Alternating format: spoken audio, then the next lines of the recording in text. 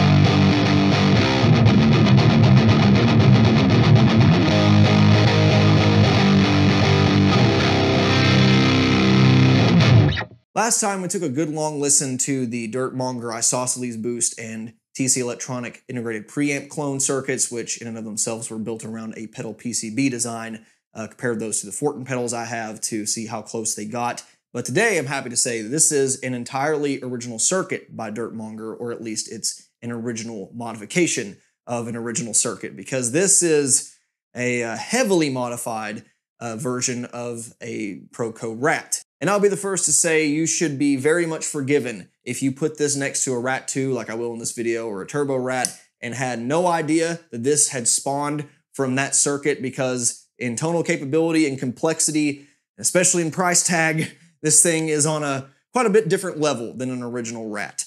So the whole flow of this video is basically going to be kind of spot checking each of these controls, what they do, at least in as much isolation as I can. I'm comparing them to some of the circuits that they draw upon, and then I'll save my overall favorite settings and criticisms for the end of the video, though I'll certainly not be able to bite my tongue throughout this entire thing on certain parts of this design. And what I will say for now is that this is something I certainly cannot recommend to most guitar players. This is a wonderful academic design because this allows you to take different modes and clipping profiles and things that you usually cannot compare side by side without a breadboard, and puts it into one little package. So if you like to tweak similar circuits with just a little bit different tonal options, or you're just a complete nerd like me and wants to see how some of these things sound next to one another, this is a really cool platform to do that on.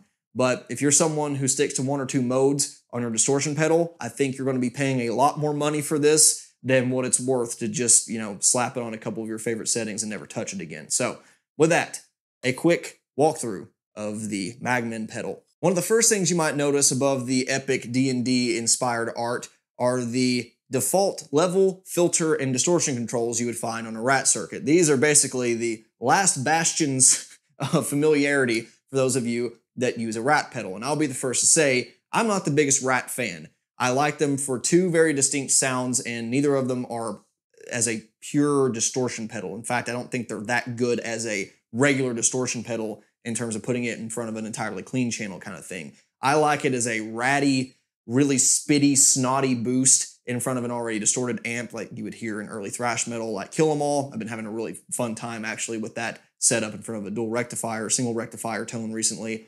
Or I like them as a pseudo fuzz kind of sound, almost like that Smashing Pumpkins op amp kind of tone, where you hear the pedal really run out of headroom and it does this really thumpy, weird thing that most hard clipping pedals don't do. And you can sort of pull off both of those things with this pedal, but to a lesser extent, and I'll explain why.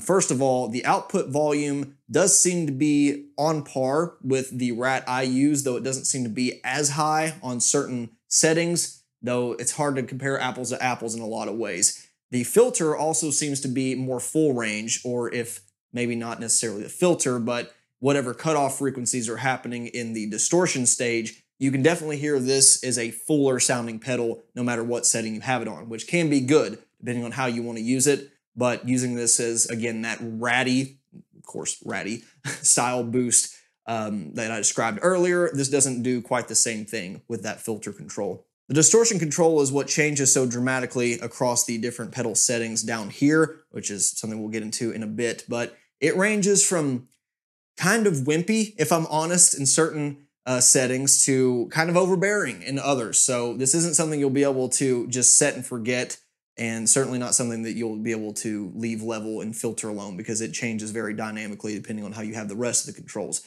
which does make A/B testing a little more difficult, but something that you can work around.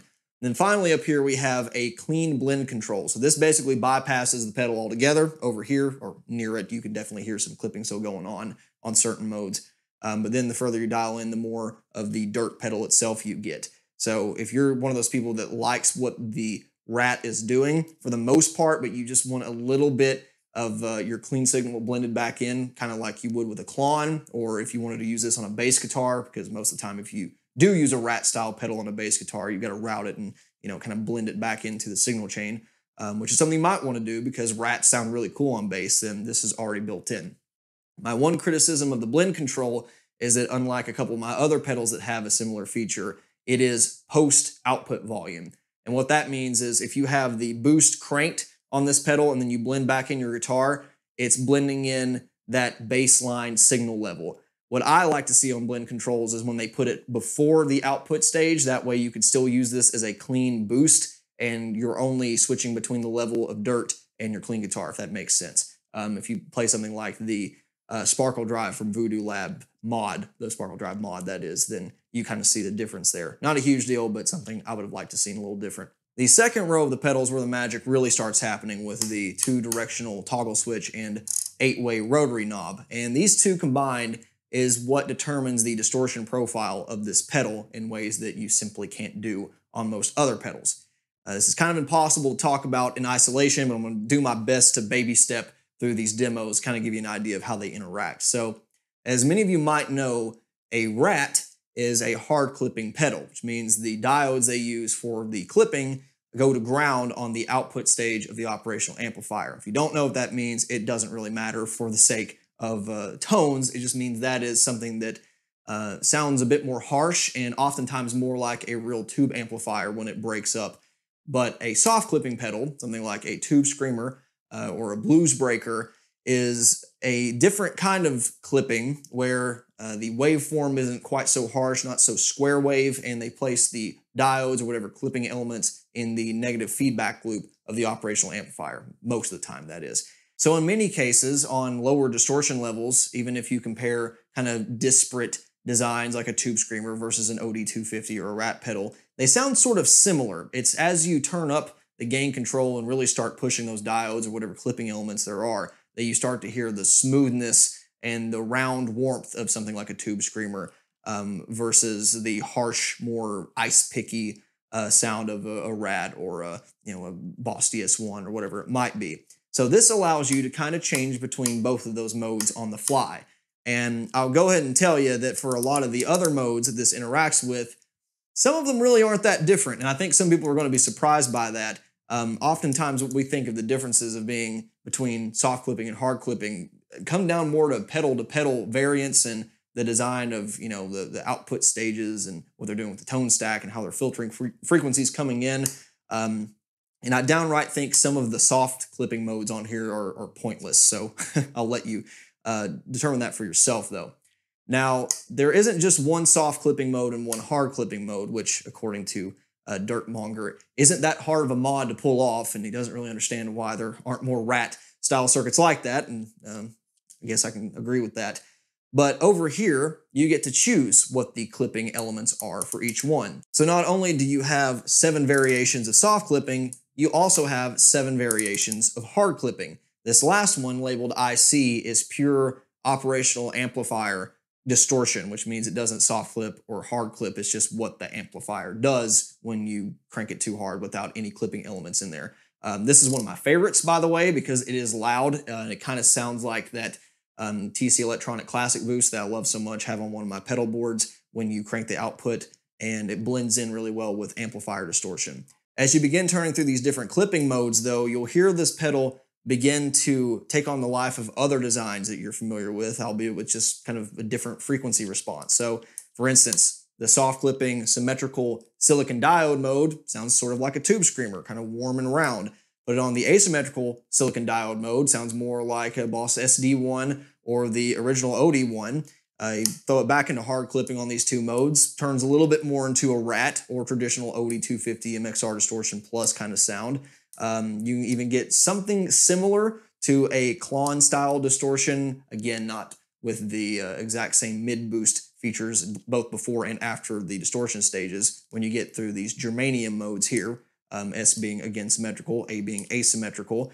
The soft modes, I'm not a huge fan of these on the germanium settings, but over here on the LEDs, these sound really cool, both in soft clipping and hard clipping, with the hard clipping specifically sounding a lot like amplifier distortion. A lot of pedal designers enjoy using that for some of their amp-in-a-box style pedals. And over here we have MOSFET clipping, which is sort of inspired by the OCD sound, and I think also sounds pretty good in both soft and hard clipping. So I'll go through kind of all of these different settings and combinations and compare them to pedals I think that make sense for each one, at least among the collection that I have, and let you hear how it's not always about the op amp or the clippers, because it's all about the pedal as a whole. So even though I will show you what a tube screamer sounds like in this mode, it's not the same thing.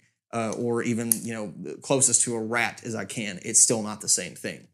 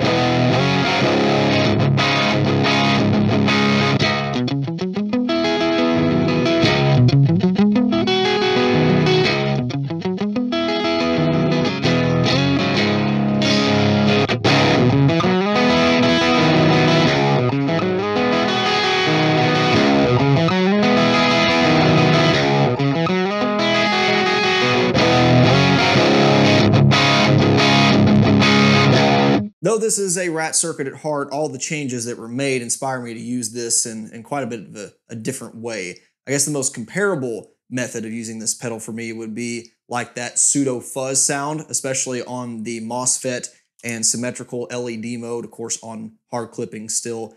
You crank everything up, move the filter to taste based on your tone knob position, and this through, kind of an edge of breakup or a little bit further style, plexi sound, orange sound, any of that class of amplifier, I think really makes for a cool sludgy, doomy sound that isn't full-blown fuzz, but it isn't something that you would think comes from a hard clipping pedal either. So I've been really digging that tone.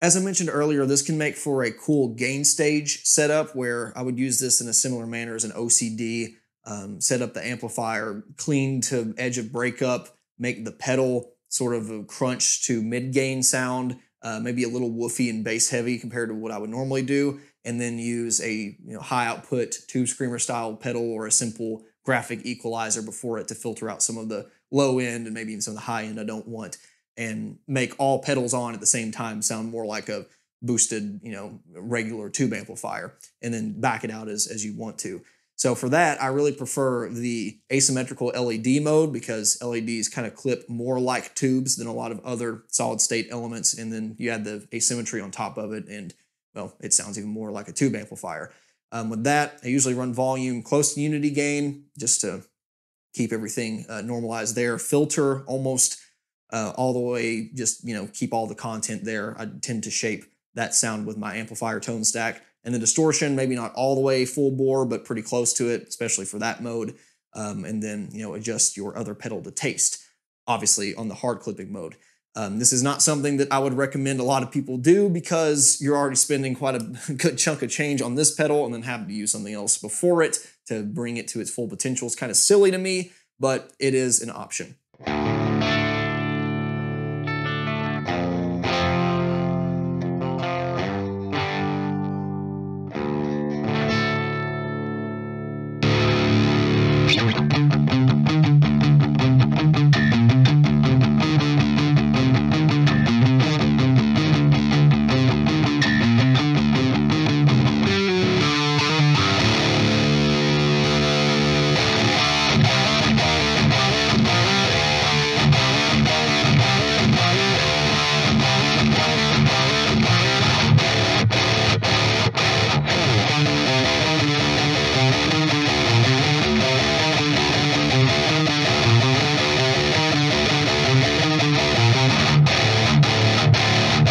The final mode that really stood out to me is the IC clipping. And this is where the hard clipping, soft clipping does not apply. But what I liked about this was turning up the volume, rolling back the filter, and turning up the distortion enough to where I got some compression and a little bit of grit, and using this as like a lead boost, where I liked what I was getting out of my amplifier. It was articulate enough, bright enough for rhythm, but maybe too bright for leads, where you get some really cool chunk on the low end, but then it's a little ear piercing once you get up to the 12th fret or beyond on any string. So then I can kind of use this filter control to tame that, and then use the volume and the distortion to, again, kind of balance how much I want to push the amplifier naturally with clean output versus a little bit of gritty distortion.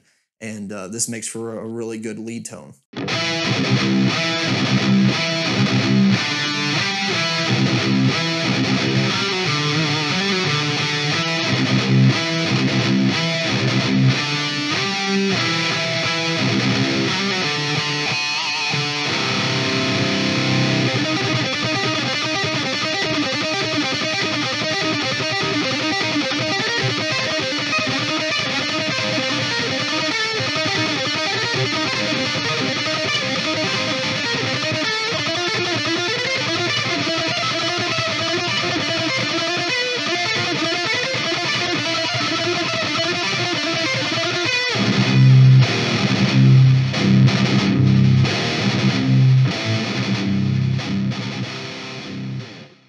So my overall thoughts on the Magmin then.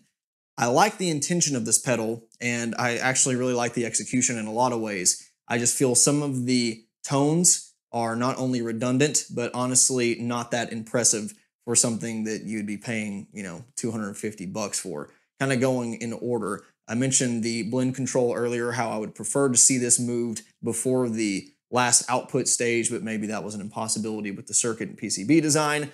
Not a big gripe there. When it comes to the bass rat circuit as a whole, represented by these three controls, I feel this doesn't really replace a rat in the traditional sense. Again, it's not really as spitty or on the edge of exploding kind of tone with this pedal. It is more full range, which can be good, but also maybe not as good depending on what you're looking at. So I would not go in buying this with the intention that you're going to replace your rat, which was something I thought maybe would happen with this pedal for me. As a direct consequence of that more full range nature, this passive filter control doesn't really cut it for me. I think this is better than a mid-hump style, like Tube Screamer type tone stack, but I would have much preferred a Baxendal or even a full 3-band tone stack, just because, there are times where I want to boost the low end without taking off the high end, or I need to boost the high end on some of these clipping modes. And, you can't really emulate something like a Klon or even some older style overdrive pedals with, say, the symmetrical germanium diodes on hard clipping, because even though it's a similar clipping mode, all the other frequency responses are wrong. Now, I guess you could, again, stick some EQ before and after to dial in some stuff. But like I said earlier, for what you're paying for this thing, I think that's a bit silly. When it comes to the distortion profile, I think some of these clipping modes are kind of sonically redundant or just sound inferior in every way to some of the other ones on here. For instance, the LEDs sound really, really cool in hard clipping, but they don't sound all that different in soft clipping, whether you're at the lower end of the gain range or higher end. And in fact, a lot of the ones that do kind of sound similar just sound plain inferior in soft clipping, in my opinion, especially like these germanium diodes. It just kind of sounds like white noise in the soft clipping mode, and not in a way that you might hear like a blues breaker be really soft and gentle on the kind of that grainy distortion profile. It just sort of sounds like background white noise, and not something that I think is particularly musical, or even something you could use as a one-off effect. It doesn't really work for me. When you compound that with the clean blend control, you could very well just leave this pedal in hard clipping mode, switch to the one that you like the best for whatever sound you're going for, and then just back off on the dirt blend to kind of emulate that Klon style gain pot where it automatically blends between your clean signal and an overdriven signal. And when you do that, it sort of sounds like it's soft clipping anyway. In fact, the output waveform would look very similar. So again, this is one of those things about this pedal that from a pedal design standpoint, from someone who is looking at this with a different intent than just playing through it, I find this stuff highly fascinating. But the overall result is that you end up with a lot of modes that sound either identical or just highly ineffectual compared to some of the other modes on here. Finally, when it comes to distortion, I feel like in many cases this just could simply use more. Again, it's one of those things that you can very well solve by putting something else in front of here, but if I want a 250 USD box of magic to, just give a really cool distortion sound, there are instances where, I like the profile that's happening, say like on that LED mode there, but I just want a little bit more. And so maybe something like a clean JFET boost in front of this pedal would be cool to include in later revisions or what have you. Just ideas. Overall, what I would do with a design like this to be more commercially viable, or I guess something that you cannot dial in to sound bad, would axe some of these clipping modes. Again, I think it's really cool that they're in there, and the academic side of me loves that, to be able to flip through and go, okay, so that's what you're really hearing on these style pedals. But there's some of these, it's just like this, in my opinion, of course, like the asymmetrical mode on maybe one of these clippers just sounds so much better than symmetrical on the next one. So I wouldn't even bother with the symmetrical one. And then maybe the soft clipping mode on one of these doesn't even sound all that good. So it would, I think, be harder to take away some of these modes or hide them than it would be to just leave them there. But if I were to make or recommend a different version of this in the future, maybe pick like the best 5 or 6 of this insane number of combinations and just stick with that and have either a single rotary knob or toggle switch or what have you. Add that with a little bit more boost in front and an active or the different kind of passive tone stack, and I think this could be really, really magical. As is, it's really cool. It's just not something I'm terribly excited about. With that said, the next pedal that I'm looking at from Dirt Monger is something I am very excited about, despite being more boring on the surface, which is kind of funny. So stay tuned for that because I think it's going to get the full pedal head treatment. So with that, any other questions, comments, let me know. Let Dirt Monger know. Or if you're feeling particularly frisky and have a lot to say, you can always hit me up at the email on the YouTube page, and I'll be sure to pass that on to Dirt Monger as well. So huge thank you to Dirt Monger for letting me try out these pedals and put all my unbiased opinions out there. And thank you for watching, as always. We will see you next time. Bye.